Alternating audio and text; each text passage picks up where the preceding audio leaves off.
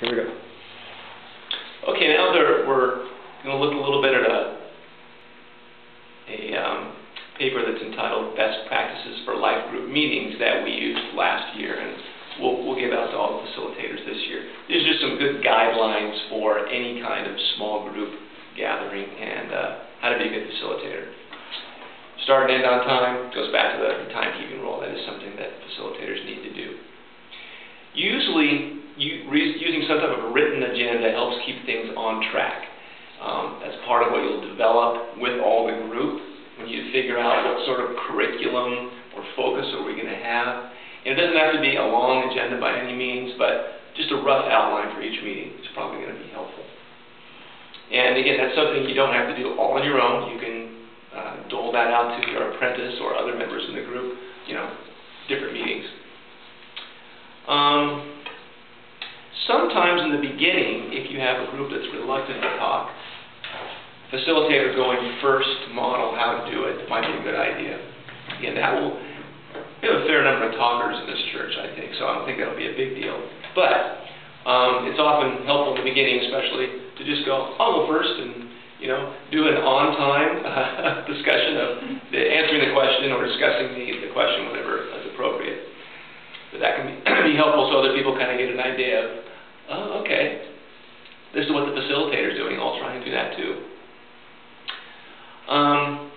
As Greg said earlier, trying to keep people focused on their experiences and their stories, not advice giving, not interpreting, not being their therapist, or big theories or ideas.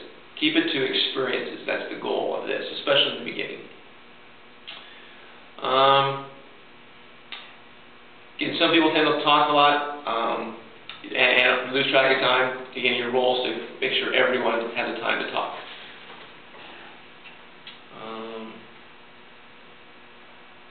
And you don't have to, we've been emphasizing listening. You don't have to just listen. You can also, if something isn't clear, it's okay to add a comment or say, what's going on here, or what's the timeline?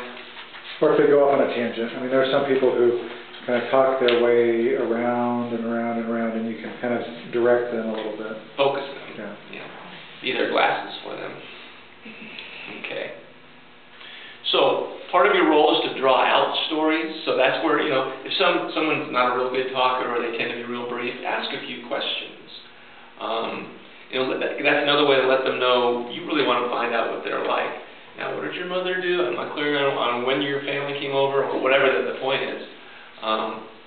Draw out those stories by asking some interested questions.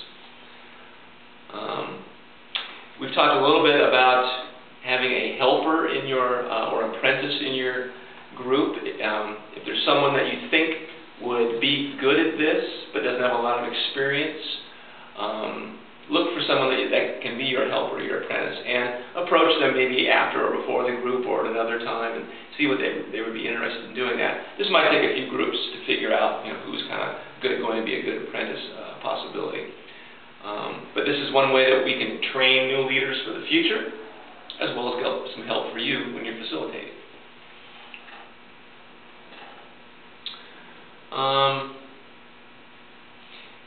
Part of the groups, it's not just talking. Sometimes you just need to, let's think about that for a minute. And a minute's plenty usually. It's a long time of silence in a group. But just ask people, for instance, after the scripture reading, let's just think about that for a minute before we get started on talking. Or other times in the group where it seems appropriate. Let's just sit back and think for a minute before we move on to discussion. That can keep a nice pace to the groups.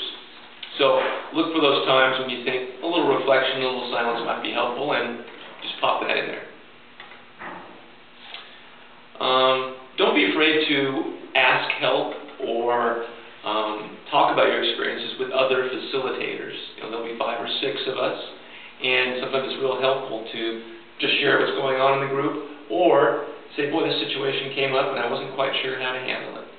And you can ask that of Pastor Greg or other facilitators. Feel free to give them a phone call or if you see them at church, just share a little bit and get some advice, because nobody is perfect all the time at this stuff. There's still stuff that I do in my job where I think, oh, I didn't handle that too well. And talking about it with other people is a good way to, you know, understand it's okay, and also how might I go about it next time.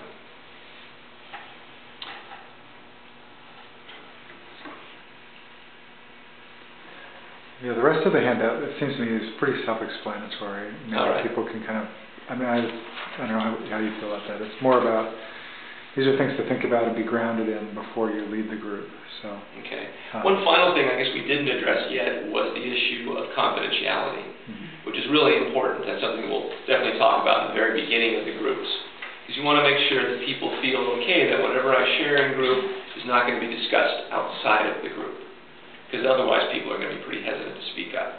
Now that's sort of an implied thing in these groups, but we want to make it very transparent that it's okay to talk about the generalities of what maybe went on in your group with your spouse or someone else, but we don't want to use any names or connect any stories to names, because that's a violation of their confidentiality. An important part of being a group is feeling that you can trust other people to keep confidential what you tell them, because there'll be some things that come out that will be very personal, difficult, etc. So that's something we need to stress, especially in the beginning, so that everyone understands what confidentiality is and how it will be employed in groups. One of the questions I had, I suppose, is oftentimes in junior high and high school, small group sharing, you end up having this kind of confidentiality, except for if they're hurting themselves or others kinds of things. I mean, mandatory reporting kinds of things. So in a case like, I mean, if we just talked about meeting with other facilitators and, a coach like Pastor Greg, is it worth, in the beginning of facilitating that meeting, saying, this is a confidential place other than this kind of boundary? You mean if somebody starts talking about life-threatening stuff? Right, I mean, suicide or something, right. You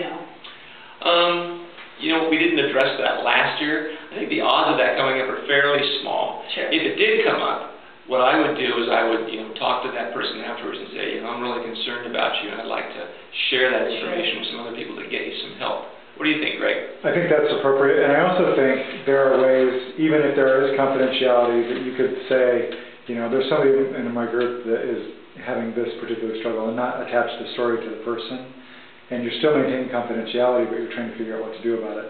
And then you could communicate with them, and if you do need to take it another step, and say, this is a big deal, and it's important enough, and I do need to refer this on. I think because it is such a small percentage of times, we don't need to bring it up at the beginning. Yeah, because otherwise then people think too much about it. And mostly what we're talking about is just confidentiality with, people that other people in the group would talk to. Right. I understand.